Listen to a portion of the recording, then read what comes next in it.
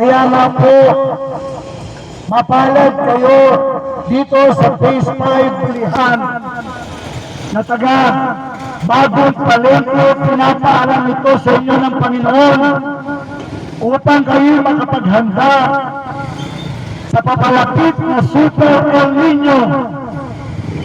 Sa Pilipinas, nararanasan na rin natin ito, mga kapatid. Ito po ay parusa ng Diyos sa tao na patuloy na nagkakasala at imbis na magpakumbaba ay nagmamataas pa sa Diyos. Kaya ang Diyos walang choice kundi tayo mga tao ay kanyang tuwirin, kanyang disiplinahin. Subalit, imbis na tayo ay magpakumbaba, tayo ay magmamalaki pa sa Diyos at naghahamon pa sa Diyos. Kagaya ng mga sinasabi nilang Pride Month, mga kapatid, ang mga nagsa-celebrate nito, hindi alam ang kanilang ginagawa. Parang sinasabi nila, tama sila, mali ang salita ng Diyos at sila masusunod. Kapatid, isa kang hangal kapag ginawa mo yan. Walang magtatagumpay na lumalaban sa Diyos. Kagaya ng Sodoma at Gomorrah, God destroyed them all. Tapos sa panahon natin ngayon, magse-celebrate tayo ng Pride Month. Oh, what? Sinasabi ko na pwede ang relasyon ng babae sa babae, lalaki sa lalaki, isa kang hangal. Sapagkat ang lalaki ginawa sa babae, ang babae ginawa para sa lalaki.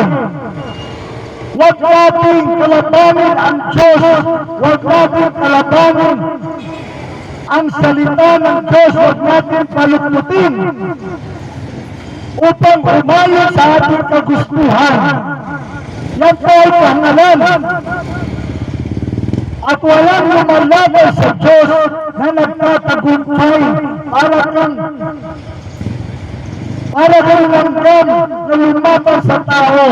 Isa kang hangal.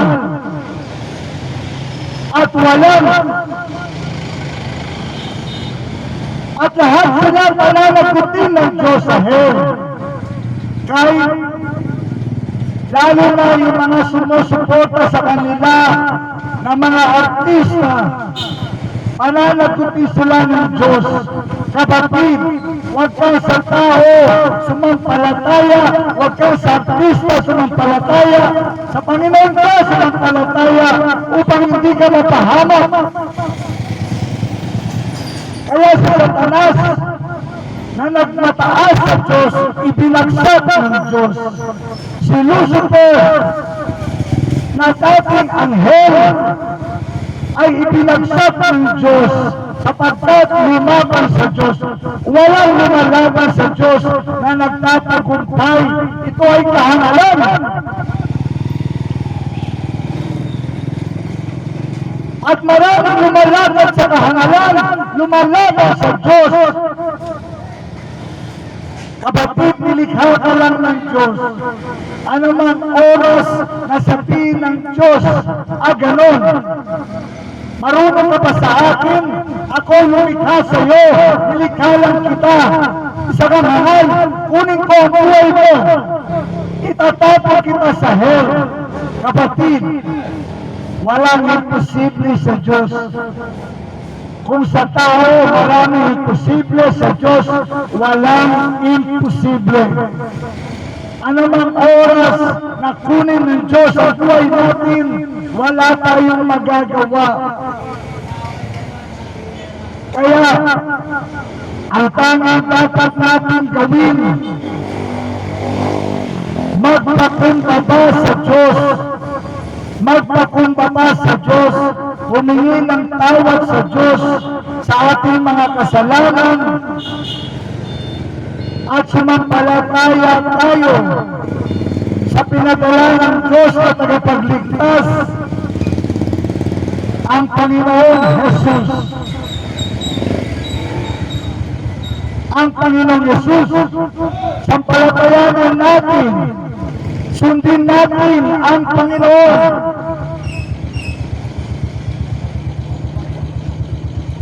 Ang Super El Nino na nararanasan sa Europa at Amerika, bakit nararanasan ito ng Diyos sa kanila? Mas matindi sa kanila sapagkat mas matindi ang paglaban nila sa Diyos. Ang mga bansang ito, akala nila dahil sila'y mayayaman, kaya nila ang Diyos. Yan po ay kahangalan sa Diyos. Kaya ang Super El Nino pinaparanas sa kanila upang mapahiya silang lahat.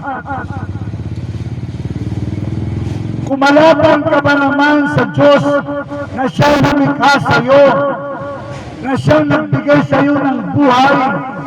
Kalabanan mo kaya ang Diyos, isa kang hangal. At maraming tao lumalaban sa kahangalan, nilalabanan ang Diyos. Nagmamataas sa Diyos. Kung si Lucifer na naging Satanas ay makapangyarihan, hindi na naig sa Diyos, ikaw pa kayang tao na galing lang sa alabok, tapos lalabanan mo ang Diyos, ibablaspheme mo ang Diyos.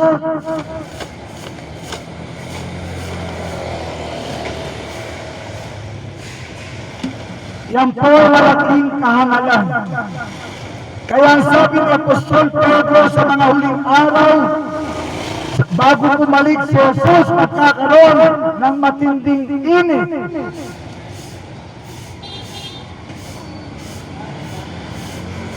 Kapatid, parang sinasabi ng Diyos, ganyan, ang daranasin ninyo sa hell pag hindi kayo nagsisi sa inyong mga kasalanan.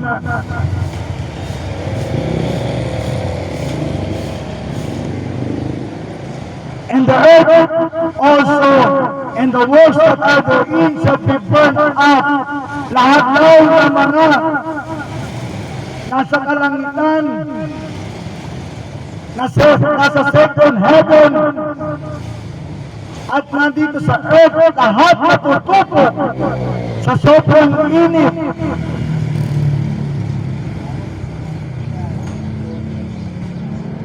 Verse 1, looking for and hastening unto the coming of the day of God. Mga kapatid, dahil pasama ng pasama ang mga tao, ang mga tao lumalaban sa Diyos na para bang meron silang kapangyarihan.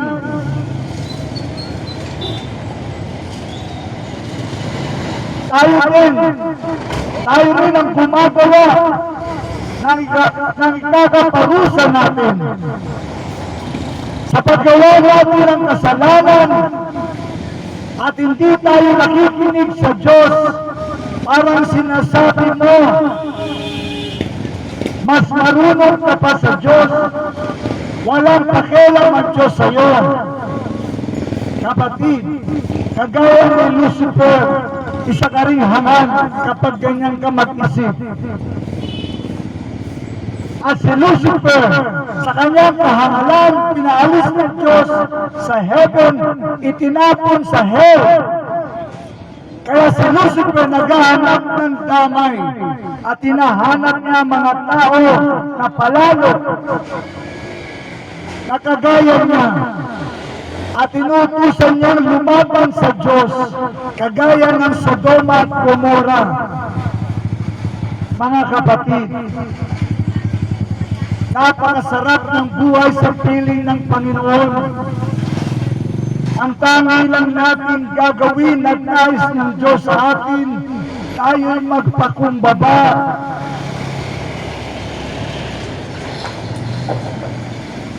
sumampalataya sa Panginoong Yesus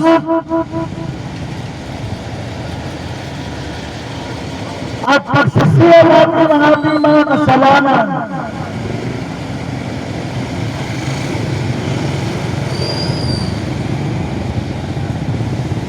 wherein the heavens being on fire shall be dissolved, and the elements shall melt with fervent heat.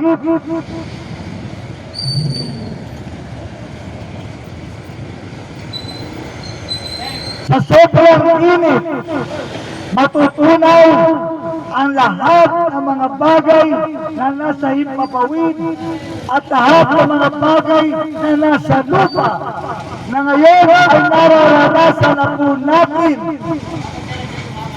Mabuti nga sa Pilipinas, hindi kagaya sa Europa. Marahil sa Pilipinas, marami pa rin sumasampalataya sa Panginoon. Kaya nga, tayo po mga Pilipino, ipag-pray natin sa Panginoon na tayo patawarin ng Diyos sa ating mga kahambugan, ating kapalaluhan, sa ating mga kasalanan, at mahabag ang Diyos sa atin upang hindi natin maranasan yung Super El Nino na kagaya sa Europa, kagaya sa Amerika, sapagkat ang mga bansang ito ay napakapalalo, ay yayaman. Kaya pinaparusahan sila ng Diyos ng Super El Nino.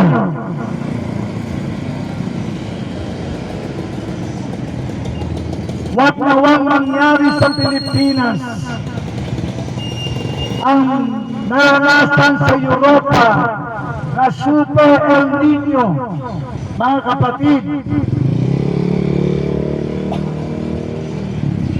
Tayo mga Pilipino, magpakumbaba lamang tayo sa Panginoon. Humingi lang tayo ng tawad sa Panginoon. Humingi tayo ng kahabagan sa Panginoon. At sumampalataya tayo sa tutong na anak ng Diyos. At ang Panginoon